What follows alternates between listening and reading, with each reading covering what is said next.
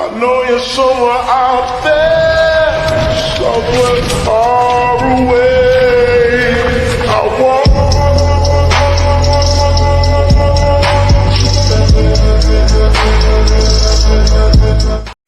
Hey, what is up YouTube? Welcome back to another video. This is Paradox here, and let's get into it. I'm here to talk about the live action scene. Well, mainly Avatar. I may mention Percy Jackson, but I'm mainly here to talk about Avatar. And even though I watched one episode of Avatar, the last episode of the live action, I will say that I was thoroughly disappointed. Now, the remaining of my information, I got it from YouTube, like Hello Future Me's video. And you know, YouTube and Twitter comments and stuff like that. And I know those comments are not the most reliable, but the fact is, I've seen all of episode 1, and I could see where the series was going, and it wasn't going in the direction I liked.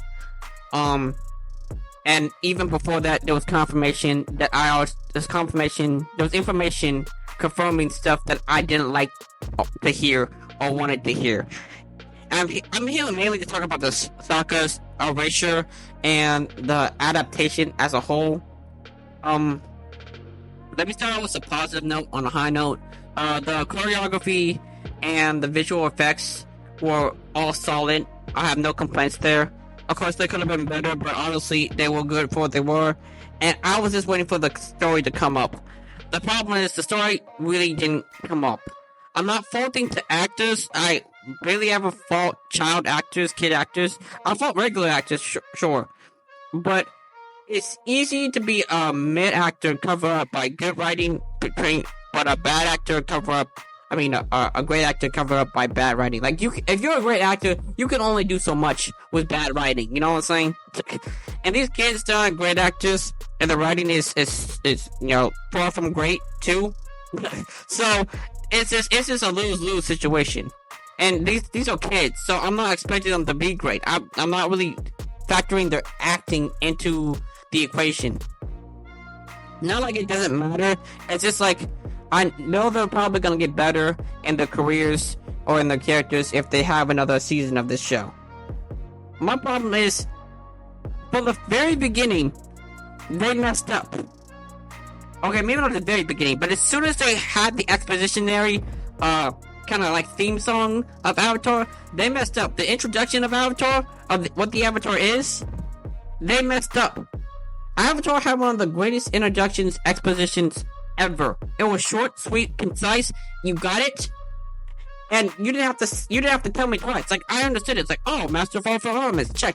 Oh, the Fire Nation bad, check. Oh, those 4 nations, check. Oh, those 4 nations have their a unique style of bending, check.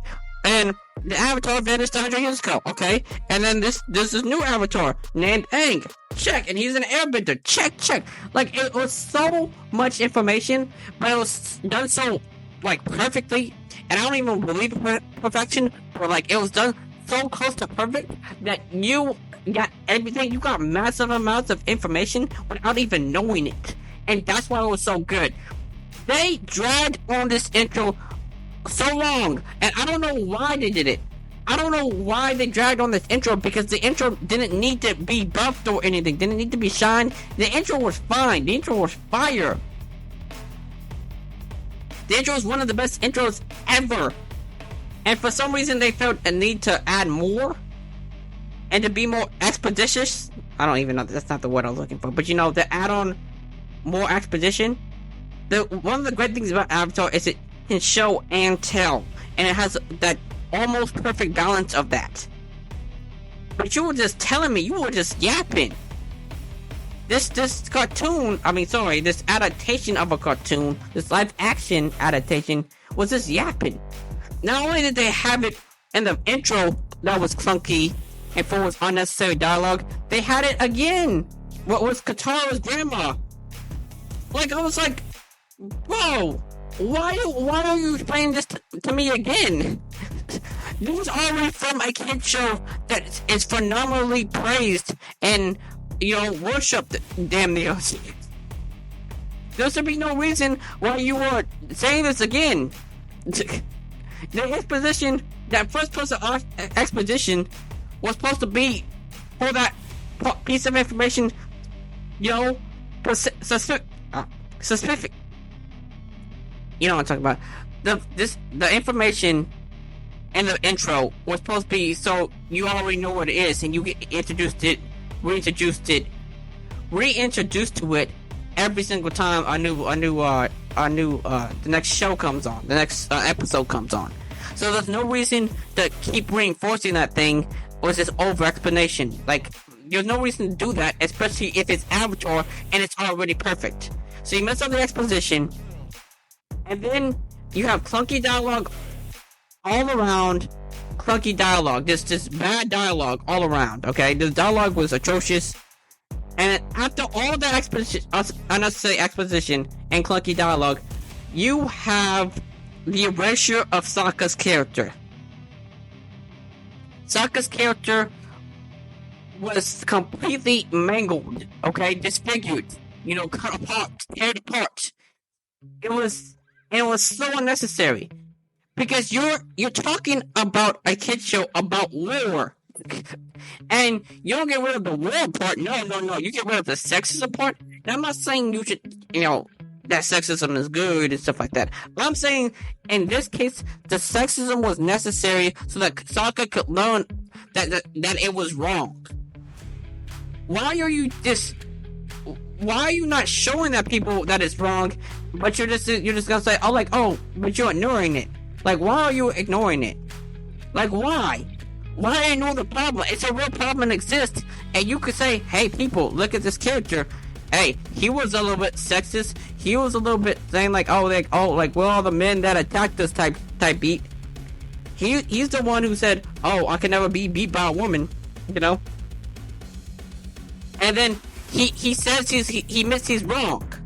Isn't that more of a better message than erasing a character and acting like it doesn't happen? Because not only do you hurt Sokka's character, you hurt Suki's character. Because now, I'm pretty sure what they said. This is what I've heard, and I believe it because it makes sense. That now that Suki doesn't realize how good of a person that Sokka actually is. That he's actually brave. He's actually smart. He's actually a little bit funny. He's actually nice, and he's actually a little bit like this. He a little bit messed up. What he believed was wrong. But the fact that he's willing to change his belief and admit that he's wrong and grow from it, that's the part that she's probably really interested in. Other than, it's funny. Now, again, I know this is cartoons and cartoon relationships, but my thing is that now that Sokka doesn't have all that depth to him, Suki only could look at Sokka as you're cute, and that's why I like you. So that hurts Suki and Sokka in any other relationship that Sokka's in. I mean, Sokka is really surrounded by his dad as a leader. Suki was a leader. Sokka was surrounded by leaders. One of his, other than his sister, his kind of most two important relationships. I mean, other than Aang. Actually, Aang was kind of a leader too, let's be honest, but Aang was a co-leader. But Sokka learned from Suki, and he learned from his dad. He always wanted to be a leader, and Suki was a leader, and his dad was a leader, and they're one of the two most influential persons in his friend group, in his circle. But you took that away from him, because now he's not a leader. He's just a leader that doesn't learn that the way I was thinking was wrong, and to adapt and to change and develop into something better. Now it's just I don't even have that part, so I don't need to change. So I don't question my beliefs in order to change, in order to become a better man or a better person, or a better man in this case, but better person overall. So a complete erasure of Sokka's character is all I need to see to confirm this was not going to be something that I would want to watch or continue watching. And I suggest to everyone, just rewatch the cartoon or wait until they adapt and get another cartoon for the characters when they are all adults. That is my suggestion to you. Because honestly, I've given up on live action adaptations, And I was the one, like, I was chilling with my brother, we were watching it, and I was the one saying, like, hey, give it time, you know, maybe this will work, maybe it'll be something, there'll be something there. But all in all, there was nothing there. There was nothing to do, you know, nothing to really brag about other than, like, some cool fight scenes. And they had the best they had the best map blueprints. They had the best see, I'm messing up. They had the best map, the best world map ever, and they failed somehow.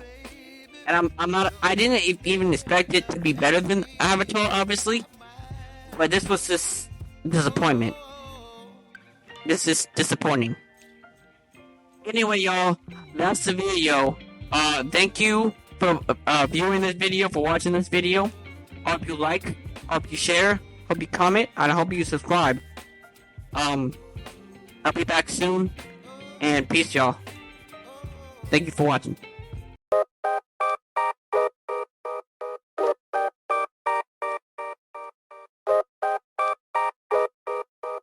Yo, CeeLo killed this shit.